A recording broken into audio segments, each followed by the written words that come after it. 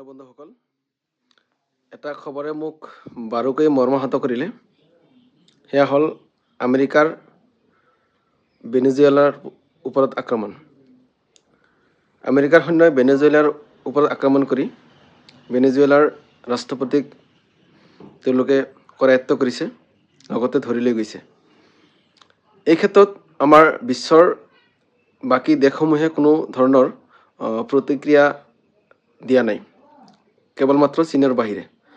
যিয়ে নহওক, কথাটো হ'ল যে আমাৰ পৃথিৱীৰ যিমানবোৰ দেশ আছে, এই দেশসমূহে আচলতে আমেৰিকাৰ বিপক্ষে থিয় হ'ব লাগে, কিয়নো তেওঁলোকে যি মন যায় তাকে কৰে। আৰু আমাৰ যি ৰাষ্ট্ৰসংঘ বুলি কোৱা হয়, এই ৰাষ্ট্ৰসংঘই কেতিয়াও আমেৰিকাক বিৰোধ নকৰে।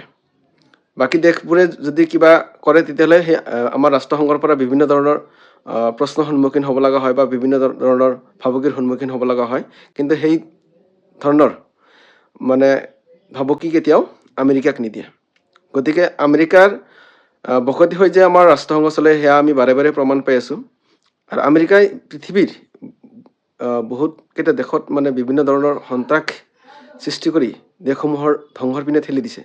গতিকে পৃথিৱীত যিমানবোৰ দেশ আছে, সকলোৱে একগোট হৈ আমেৰিকাক সন্ত্ৰাসী দেশ বুলি ঘোষণা কৰিব লাগে আৰু আমেৰিকাক সকলো দেশে বয়কট ঘোষণা কৰিব লাগে।